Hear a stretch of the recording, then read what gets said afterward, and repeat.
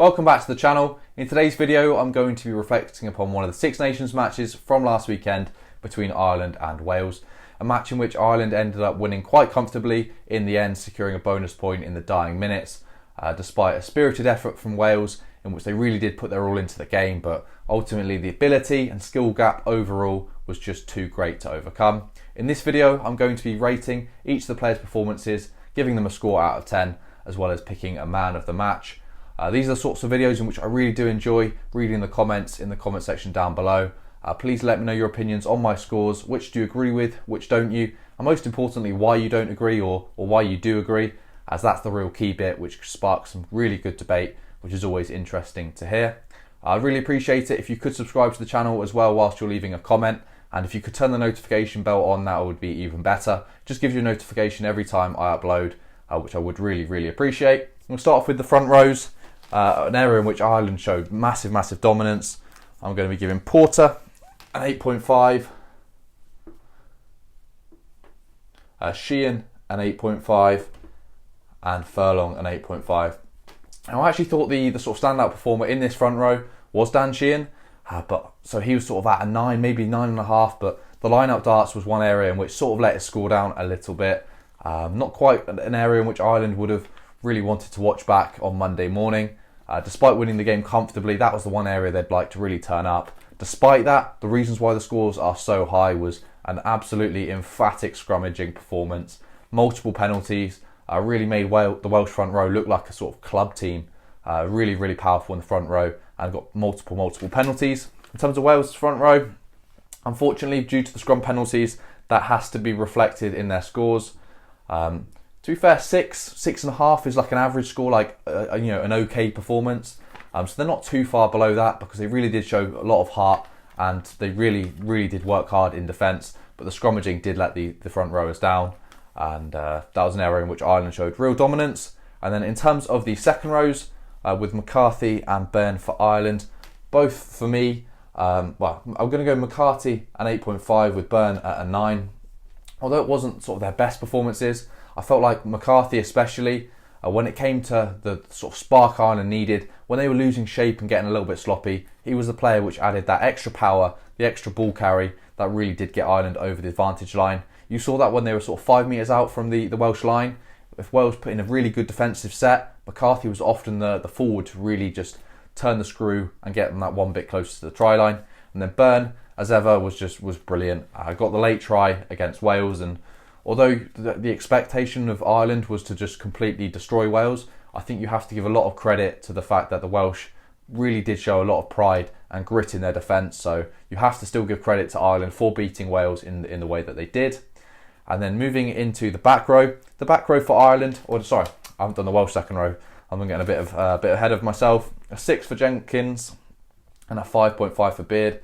Beard made a couple handling errors, not quite his finest performance. Jenkins, the one thing you can guarantee is he's going to give his all, and he did just that in this game, really leading from the front, but came up against a far too physical team in Ireland to really get the dominance he would have liked.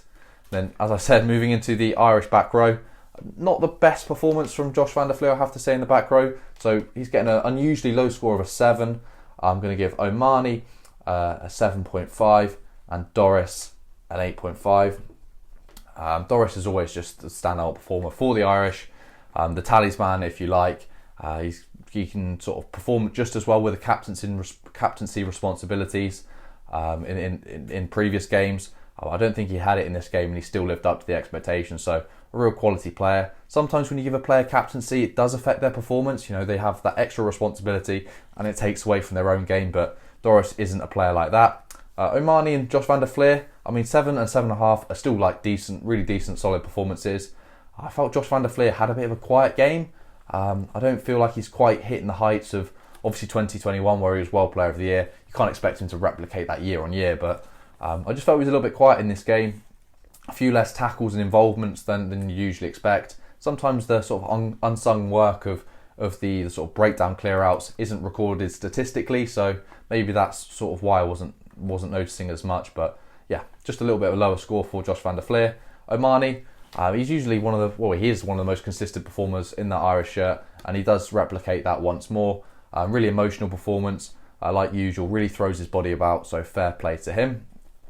And then moving into the Welsh back row, a real area of strength in Wales. Mann, for me, gets a 6.5. Tommy Raffel, 6.5. And then I'm actually going to give Aaron Wainwright a 7. Mann and Raffel, they tried their best. I mean, they were, in terms of size and kilograms, they were outmatched tackling some of the big Irish forwards.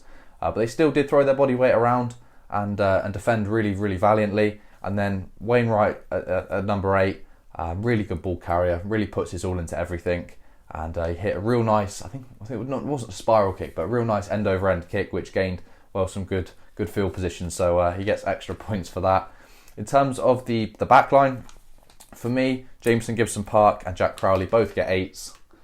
Nothing too flashy from them. Gibson Park wasn't quite finding the sort of masses of space in which he would usually find. I think the reason for that was Wales, you often see it in a sport like boxing. If a boxer doesn't want to come and really give it his all, they can be very hard to beat, because although you could probably cruise to a win like Ireland did, to get to like knock them out, for example, would be very difficult because they just stood there with a guard up. I think that sort of metaphor plays into this game. Wales weren't playing open enough to create these sort of inlets for Ireland.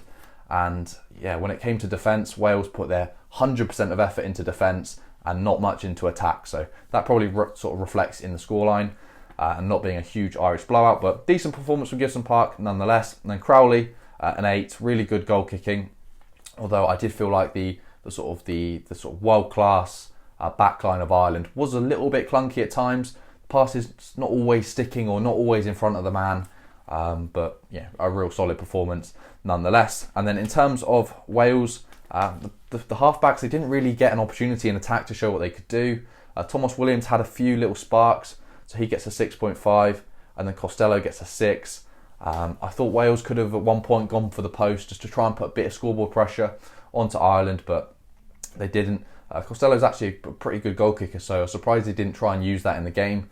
But potentially the scoreline was getting away from them a little bit too much at that point, but nothing to sort of write home about, but nothing awful from the halfbacks in what was sort of a game in which Ireland had a huge amount of possession. Then moving into the centres for Ireland, Bundy Aki, the sort of fan favourite amongst the Irish supporters, 9.5 for me, and then Robbie Henshaw gets an 8.5. Bundy Aki was just exceptional. There's not really a 12 in world rugby that gets over the gain line quite like Bundy Aki, who also has the kicking skills and the vision to sort of throw long passes. So really good from Bundy Aki. And Robbie Henshaw, although he was the reason the try got disallowed for the sort of knock-on / forward pass, whichever one you'd call it, a solid performance from him. As we say, with the not all of the Irish players aren't at the 9.5s for me because they weren't quite clicking. A few sort of small margins, a few little skill errors here, there, and everywhere across the field. Sort of brought the scores down overall a little bit, but still decent performances all round. And then in terms of Wales in the centres, I have gone 6 for Tompkins and 6.5 for North. North had a little bust in the game with the limited possession Wales had. Tompkins, he showed a lot of passion. You could see he was really sort of getting annoyed at mistakes being made in the game, but in terms of sort of the material effect he had on proceedings, he knocked on the ball a couple of times, I think, and he wasn't the sort of, he didn't really manage to sort of outmatch Bundy Aki, which I don't think anyone could do in world rugby, but yeah, not the best performance from Tompkins, but I mean, the Welsh were coming up against a real tough machine in Ireland. And then moving into the back threes, I've given James Lowe an 8.5, I've given Calvin Nash an 8, and then Frawley an 8.5, which, because it's his debut, should really get boosted because everything's always harder on your debut.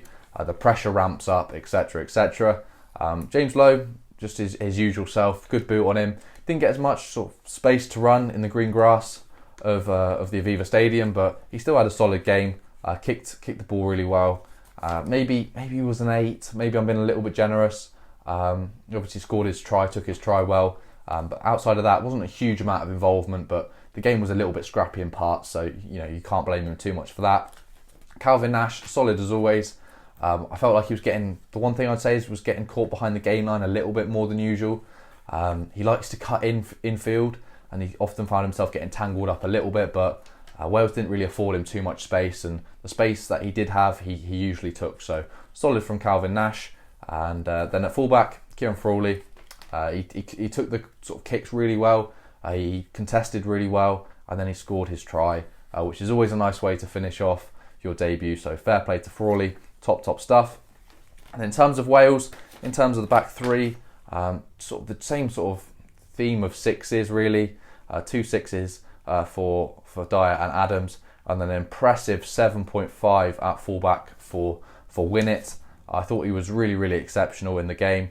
Obviously Wales didn't have too much to shout about, but the little sparks he did have usually came from the kick receipts from fullback. Winnett showing a lot of sort of temperament, skill and composure to be able to return the Irish kicks with interest at times. Nothing really that Andy Farrell would be too worried about defensively, but he was definitely a positive spark and influence within that Welsh team. In terms of man of the match, I think it can go to no other than Bundy Aki. Really solid performance. Don't knock my mic off. No, I didn't. That's good. Bundy Aki gets it for me. Top stuff from Bundy Aki. In terms of the Welsh side, Winnett for me gets the nod.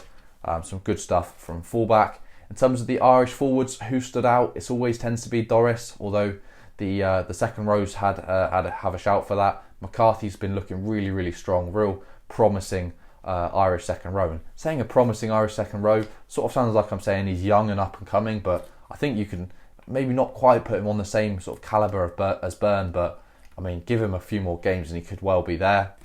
In terms of Wales, in terms of their pack, you have to give the best player in their pack to Wainwright. Consistent ball carrying, and without Wainwright in this game for Wales, I think the scoreline could have been quite a bit more ugly. But those are just my thoughts on the game. Please do let me know your thoughts in the comment section down below. I'm always up for healthy discussion. Hopefully I haven't been too far away from the scores you'd give them, but if I have, then I guess I'll just have to improve upon my scores in the next game. But yeah, let me know your thoughts in the comment section down below, and yeah, I'll see you in the next video. Take care.